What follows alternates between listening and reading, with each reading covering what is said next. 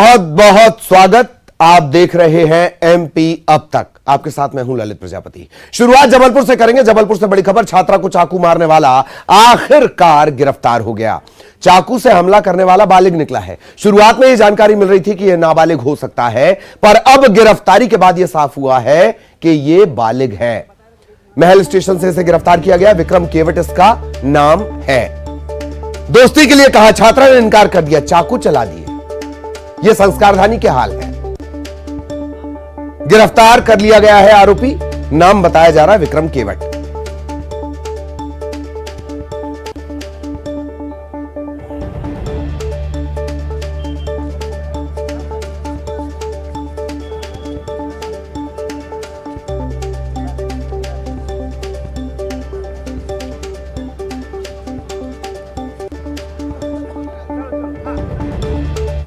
नाबालिग छात्रा के साथ एक तरफा प्यार में अपराध करने वाले शौदे को पुलिस ने पकड़ लिया है और मदन महल स्टेशन के पास इसे गिरफ्तार किया गया है। तमाम जो पुलिस अधिकारी वो यहाँ पर मौजूद हैं। आरोपी भी उनके कब्जे में हैं। चंद्रकांत जी, जो घटना सामने आई है, जो हमने फुटेज देखा था, बेशक इनके हौसले बेहद बुलंद थे। क्या मूल वजह थी, किस तरीके से इसे अंजाम दिया गया? इसके वजह के कारणों पे दी जाएंगे तो एक सामाजिक पहलू है और वो उस पर पुलिस के द्वारा टिप्पणी करना उचित नहीं है। जो फैक्ट्स हैं मैं उसके बारे में आपको बता देता हूँ कि जो पीड़िता के द्वारा कल वो कोचिंग से जब अपने घर लौट रही थी, ये आरोपी जो उसके मोहल्ले का ही निवासी है और उसने उसके ऊपर जानलेवा हमला किया। ज़बरदस्ती कर रहा था कि वो उससे बात करे। पीड़िता ने बताया कि वो पहले भी उसको इंसिस्ट करता था कि वो उससे बात करे। इस संबंध में उसके द्वारा पहले कोई कंप्लेंट नहीं की गई थी, ना ही परिजनों के द्वारा की गई थी और इसी आवेश में आकर के इसके द्वारा उसके ऊपर जानलेवा हमला किया गया है। कल से हम लगातार इसकी खोज में लगे हुए थे। क्या नाम क्या है आरोपी का? विक्रम केवट। विक्रम, लगता है कि गलत काम किया? चलिए, जो भी हो, विक्रम इसका नाम बताया जा रहा है, जिसने इस जघन्य, हम इसे अपराध ही कहेंगे, क्योंकि हौसले इस कदर बुलंद थे कि घर के ही सामने इसे चाकुओं से कहीं ना कहीं वार करने की कोशिश की थी। फिलहाल पुलिस ने इसे पकड़ लिया और एक मैसेज दिया है कि ऐसा अगर अंजाम आप करेंगे, ऐसे अगर घटनाक्रम को अंजाम देंगे तो कहीं ना कहीं हालात कुछ इस तरीके के होंगे, फिर आपको सलाखों के पीछे जाना होगा। प्रतीक मोहन अवस्थी, न्यूज़ 18, जबलपुर।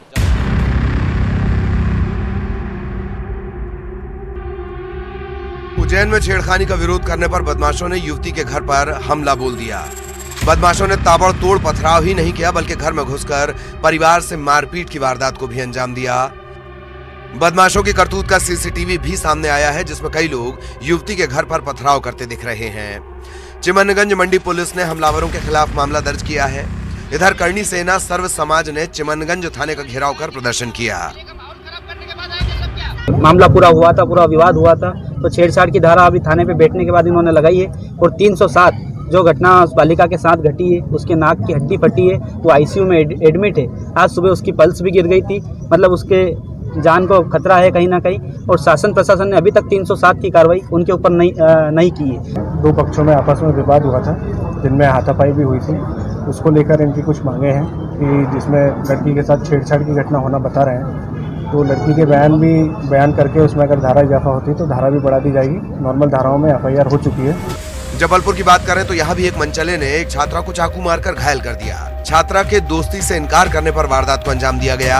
पुलिस ने सीसीटीवी फुटेज के आधार पर एक संदिग्ध को हिरासत में लिया है। निहायत ही निंदनीय और शर्मनाक घटना थाना घमापुर क्षेत्र अंतर्गत हुई है। एक 16 वर्षीय बच्ची को उसी के मोहल्ले के एक व्यक्ति ने एक नाबालिग किशोर की सहायता से उसकी लोकेशन लेकर के चाकू से प्राणघातक आघात पहुंचाए थे और बच्ची को उसके अस्पताल ले जाया गया था। धारा 307 का प्रकरण दर्ज किया गया है। एक नाबालिग किशोर को थाने में गिरफ्तार कर लिया गया है, उसे कोर्ट पेश किया गया है। दोनों शहरों में देखने मिला कि लड़कियों ने अपनी आवाज बुलंद की और मनचलों की बात मानने से इनकार कर दिया। साफ संकेत है कि अब यदि महिलाओं को छेड़ा तो खैर नहीं। और सहयोगी प्रतीक हमारे साथ जुड़ने वाले हैं। प्रतीक के पास हम आपको लिए चलेंगे जबलपुर से। आरोपी हालांकि इस मामले में गिरफ्तार किया जा चुका है। प्रतीक आपको नजर आ रहे हैं। प्रतीक, प्यार से इनकार, चाकू से वार, आरोपी गिरफ्तार।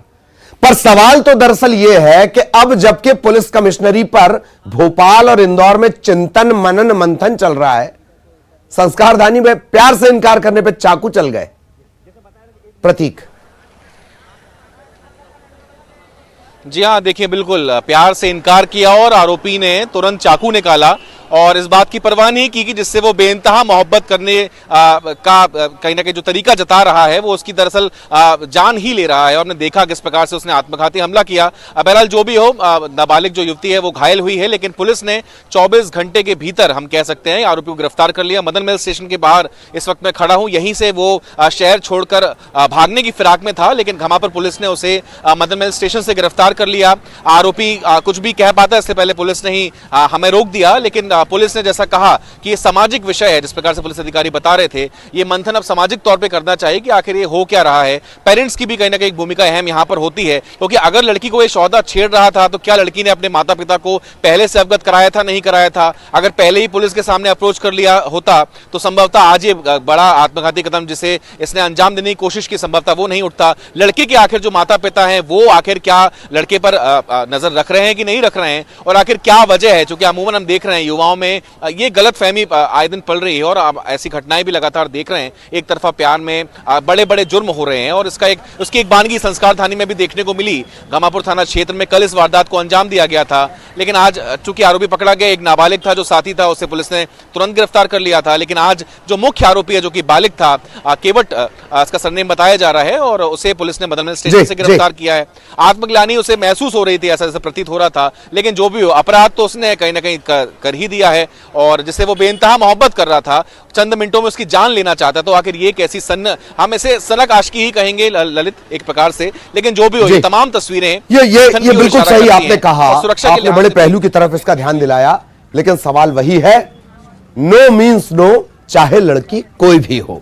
अगली खबर दतिया से एक वीडियो सामने आया है, इसे देखकर आप अंदाजा लगा सकते हैं कि पुलिस का इकबाल कितना बुलंद है, कानून का इकबाल कितना बुलंद है। तस्वीरें आप देखिए, आप ये मेरे पीछे तस्वीरें चलती देख पा रहे हैं।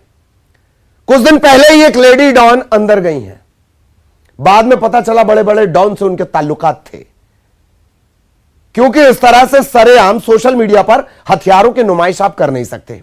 ये सरेआम कट्टा लहरा रहे हैं, बेखौफ अंदाज देखिए, वीडियो बनाते हैं, वायरल भी करते हैं। अब तक जो जानकारी पुलिस के पास है, सेवढ़ा तहसील के भलका का ये वीडियो बताया जा रहा है, पुलिस पड़ताल कर रही है।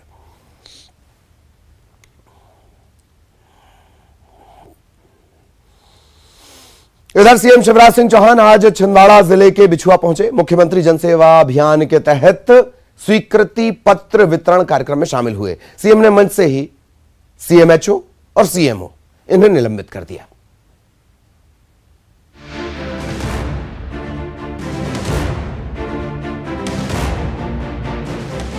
सीएम शिवराज छिंदवाड़ा जिले के बिछुआ कस्बे में मुख्यमंत्री जनसेवा अभियान के तहत स्वीकृति पत्र वितरण कार्यक्रम में पहुंचे। यहां एक बार फिर सीएम शिवराज सख्त तेवर में नजर आए। सीएम ने मंच से ही सीएमएचओ डॉक्टर जीएस चौरसिया और बिछुआ सीएमओ चंद्र किशोर भावरे को निलंबित कर दिया। सीएमएचओ को पिछले दौरे के समय छिंदवाड़ा से हटाया गया था, फिर भी वो पदस्थ थे, जबकि बिछुआ सीएमओ के बारे में शिकायत थी कि वो यहाँ नहीं आते हैं। शिकायत मिली विभाग में कहा, फिर से अभी वही है, और इसलिए मैं छिंदवाड़ा सीएमएचओ को तत्काल प्रभाव से कर रहा हूं। ऐसे लोग जो काम नहीं करें और जिद करेंगे तो उनको फिर सरकारी नौकरी में रहने का कोई अधिकार नहीं है। बिछुआ में आयोजित सभा में सीएम का अलग अंदाज देखने को मिला। उन्होंने कहा कि मैं छिंदवाड़ा आता हूं तो लोगों को तकलीफ होती है। जब मैं छिंदवाड़ा आता हूं तो कुछ लोगों को बड़ी तकलीफ होती है। क्यों आ रहा है? अखबार में तुरंत बयान, अब आ रहे घोषणा वीर। अरे वीर ही तो घोषणा करते हैं रे, कायर थोड़ी घोषणा करते हैं। कार्यक्रम में 7 जिलों से हितग्राही पहुंचे। सीएम ने यहां नवनिर्मित सामुदायिक स्वास्थ्य केंद्र का लोकार्पण किया। इसके बाद बिछुआ जनपद मैदान में कन्या पूजन, स्वागत समारोह के बाद हितग्राहियों को संबोधित किया। सीएम शिवराज ने छिंदवाड़ा समेत सिवनी, जबलपुर, बालाघाट, नरसिंहपुर, मंडला, डिंडौरी और कटनी के हितग्राहियों को स्वीकृति पत्र वितरित किए। और अब सियासत के मैदान से जिंदगी की जंग पर आपको लिए चलते हैं। बैतूल से बड़ा अपडेट इस वक्त मिल रहा है। तन्मय रेस्क्यू के मामले में बड़ा अपडेट, और सुरंग बनाने का काम लगातार जारी है। 1.5 फीट जिंदगी, 1.5 फीट 1.5 फीट की खुदाई बाकी है, बड़ी चट्टान लगातार आ रही है, यही सबसे बड़ी रुकावट है। यही 45 फीट का गड्ढा, तकरीबन 45 फीट का गड्ढा जब खोदा जा रहा था, सीधा गड्ढा, उसमें भी दिक्कत आई थी। चौथा दिन है, अभी भी समय लग सकता है। दुआ का सहारा है, यह चमत्कारों का देश है और इसी वजह से उम्मीद पर कायम है तमाम जो यहां के लोग हैं, आप हैं, हम हैं। उम्मीद अभी भी कायम है, मिशन जिंदगी लगातार जारी है और इसी उम्मीद की बिना पर ये लोग लगे हुए हैं, सैकड़ों लोग लगे हुए हैं, मीडिया के लोग लगे हुए हैं, गांव वाले लगे हुए हैं कि तन्मय सुरक्षित बाहर निकल आओ। तो बैतूल में मिशन जिंदगी तन्मय को बचाने के लिए सुरंग बनाने का काम जारी है। 1.5 फीट तन्मय और जिंदगी के बीच का फासला 1.5 फीट बाकी है। बहुत सारे सवाल हैं, ऐसा नहीं है कि सवाल नहीं है, सवाल भी उठाए जाएंगे सही वक्त पर, लेकिन इस वक्त जिंदगी को बचाना है, तन्मय को बचाना है। सुरंग बनाने का काम लगातार जारी है। अब 1.5 फीट की खुदाई बाकी है। इतनी चुनौतीपूर्ण यह जगह है, भुरभुरी मिट्टी है, पानी का जलस्तर यहां पर ज्यादा है, आमतौर पर नहीं रहता, इस बार ज्यादा है।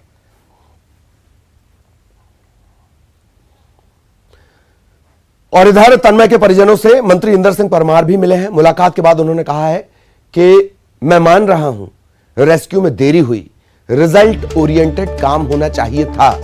तन्मय का रेस्क्यू हमारी प्राथमिकता, पूरा प्रशासन रेस्क्यू में लगा है। बहुत अच्छी बात मंत्री जी ने कही है कि रेस्क्यू का काम उनकी प्राथमिकता है। प्राथमिकता के काम के बाद सवाल का जवाब देने मंत्री जी मिलते नहीं। यहाँ पर मिलने पहुंचे हैं। रिपोर्ट यहाँ से आ रही है, बहुत कड़क पत्थर नीचे तक बनता जा रहा है। कल तक तो बड़ी उम्मीद थी कि हम बहुत तेज गति से काम कर रहे हैं, लेकिन आज ऐसा लगा कि गति शायद धीमी है पत्थर के कारण से, उस कारण से सारी परिस्थिति हुई है। निश्चित रूप से किसी भी रेस्क्यू करने में इतना टाइम लगता है तो उसके कारण से समस्या खड़ी होती है। नीचे पत्थर लाया तो अगले दिन ही हो गया था, क्योंकि 2 फीट के बाद ही तैयारी की जानी चाहिए, उस तरह से मशीनरी का यूज। जो यहाँ हमारे यहाँ व्यवस्था थी उसकी सारी तैयारी जिला प्रशासन ने की है। ऐसी उम्मीद नहीं थी कि इतना कड़क पत्थर होगा, इसलिए जेसीबी भी उस पर चल नहीं सकती। और अब सीधे आपको इस 45 फीट के जो गड्ढा है वहां पर 10 फीट की जो टनल है वहां पर आपको लिए चलेंगे। लगातार न्यूज़ 18 की टीम वहां पर मौजूद है। जिस दिन से ये ऑपरेशन, ये मिशन शुरू हुआ है, वासु के पास हम आपको लिए चलेंगे किस तरीके से ऑपरेशन चल रहा है। वासु, जिंदगी का 1.5 फीट सबसे ज्यादा चुनौतीपूर्ण ये वक्त है, रेस्क्यू के लिहाज से, जज्बातों के लिहाज से और इस देश में बच्चों की सुरक्षा के लिहाज से। वासु,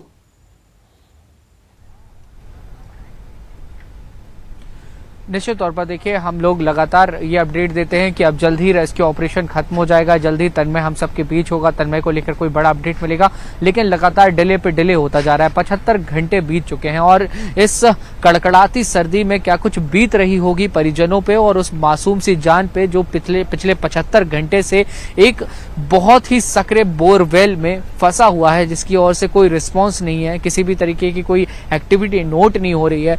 टनल बनाने का काम कल से चल रहा है, 24 घंटे टनल को बनाने के काम को भी बीत चुके हैं। शासन प्रशासन ये बता रहा है कि टनल बनाने के काम में काफी अड़चने आ रही हैं, हार्ड रॉक सामने आ रहे हैं, पानी का रिसाव हो रहा है, उसके चलते ज्यादा समय लग रहा है और अभी भी जो खुदाई का काम है टनल की वो लगातार जारी है। 10 से 12 फीट का टनल बनना था, 9 फीट तक टनल बन गया है, यह आधिकारिक तौर पर पुष्टि अब तक हो सकी है और अभी भी काम चल रहा है। अब काम मैनुअली ज्यादा हो रहा है, मशीनों से कम इसलिए हो रहा है, मशीनों की सहायता भी ली जा रही है। तो बहुत ज्यादा बड़ी और पावरफुल मशीनों का इस्तेमाल इसलिए नहीं किया जा सकता क्योंकि तन्मय के काफी करीब है। सुबह भी थोड़ी सी मिट्टी खिसकी थी, थोड़े से पत्थर खिसके थे, इस घटना के चलते काम और भी धीरे हुआ और भी ज्यादा सावधानी बरतनी पड़ी और काम अब आगे जरूर बढ़ रहा है लेकिन रफ्तार बहुत ज्यादा नहीं है, इसलिए इतना इंतजार करना पड़ रहा है, इसलिए इतना ज्यादा समय लग रहा है। हालांकि अगर अब हम कुछ एक तय समय की बात करें तो कुछ भी कह पाना ललित जी काफी मुश्किल यहाँ पर स्थिति को देखते हुए हो रहा है, क्योंकि सुबह जब अधिकारियों से बात हुई थी तो ये अनुमान लगाया गया था कि 2 से 3 बजे तक तन्मय को रेस्क्यू कर लिया जाएगा, लेकिन अब शाम के 7 बज गए हैं, 8 बजने को आ रहे हैं, लेकिन अभी तक तन्मय को रेस्क्यू करने में कामयाबी नहीं मिली है। लगातार मॉनिटरिंग जरूर हो रही है। तस्वीरों में आप देख सकते हैं, टनल की तस्वीरें भी हमने आपको दिखाई जहां से रेस्क्यू ऑपरेशन को पूरा अंजाम दिया जा रहा है। ये सारी जी। कोशिशें जो है चल रही हैं। शासन प्रशासन के अधिकारी जो हैं वो यहाँ पर मौजूद हैं। मंत्री इंदर सिंह परमार भी यहाँ पर आए थे।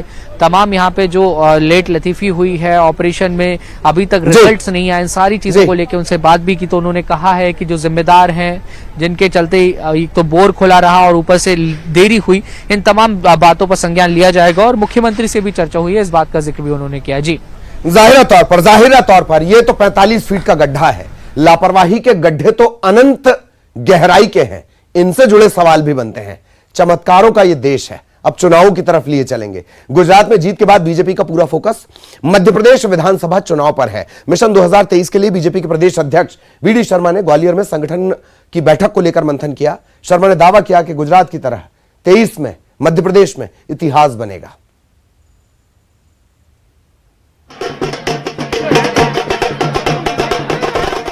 गुजरात में मिली ऐतिहासिक जीत के बाद बीजेपी गदगद है। अब बीजेपी का फोकस 2023 के एमपी विधानसभा चुनाव पर है। बीजेपी यहां भी अब पूरी तरह से इलेक्शन मोड में आ गई है। बीजेपी प्रदेश अध्यक्ष वीडी शर्मा ने संगठन की बैठक लेकर 2023 के लिए मंथन किया। प्रदेश अध्यक्ष ने दावा किया कि गुजरात की तरह 2023 में मध्य प्रदेश में भी इतिहास बनेगा। काम के विस्तार के लिए और काम के आगामी जो तैयारी है, अब उसमें आप 2023 भी कह सकते हैं। भारतीय जनता पार्टी की बयार 2023 में आएगी। 2023 के विधानसभा चुनाव में ग्वालियर चंबल अंचल बीजेपी के लिए बेहद खास है। बीजेपी को साल 2018 में ग्वालियर चंबल अंचल में करारी शिकस्त मिली थी, जिसके चलते मध्य प्रदेश में 15 साल पुरानी भाजपा सरकार चली गई थी। ग्वालियर चंबल संभाग में इतिहास बनेगा तो ये ग्वालियर चंबल संभाग की जनता भारतीय जनता पार्टी को ऐतिहासिक बहुमत से यहीं से जिता करके भेजेगी। बैठक में बीजेपी के राष्ट्रीय सह संगठन महामंत्री शिव प्रकाश, बीजेपी प्रदेश अध्यक्ष वीडी शर्मा और उत्तर प्रदेश के इटावा सांसद डॉक्टर रामशंकर कठेरिया, ग्वालियर चंबल अंचल के कई बड़े नेता पदाधिकारी शामिल हुए। इधर गृह मंत्री डॉक्टर नरोत्तम मिश्रा ने इंदौर लॉ कॉलेज में धार्मिक कट्टरता फैलाने के मामले में कहा है कि जांच तेजी से की जा रही है।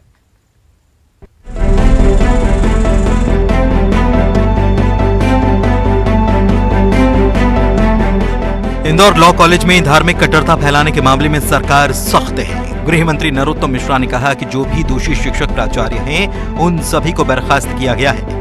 पीएफआई और देशद्रोही संगठनों से जुड़े एंगल पर भी इस मामले में जांच की जा रही है। कार्रवाई तो तत्कालीन प्रभाव से उन पर कर दी थी।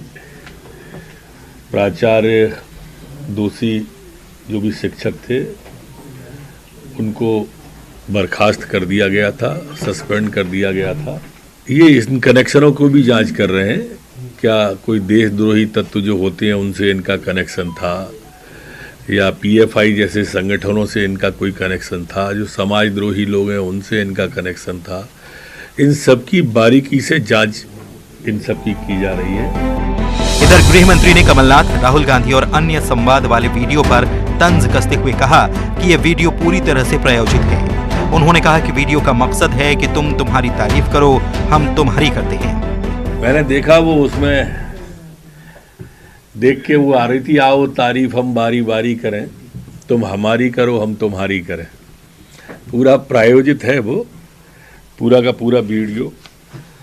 वो कांग्रेस की पूरी देश में आह आह निकल रही है और ये नेता की वाह वाह किए जा रहे हैं। इंदौर में लॉ कॉलेज मामले को सरकार ने गंभीरता से लिया है और जांच समिति की रिपोर्ट के बाद तेजी से कार्रवाई की जा रही है। मकसद साफ है कि प्रदेश में समरसता बरकरार रहेगी और इसे लेकर सरकार लगातार चिंतित है। और अब 25 सेकंड में खबर। नशे के सौदागरों पर कसा शिकंजा। चरस गांजे की तस्करी करने वाला मंसूर खान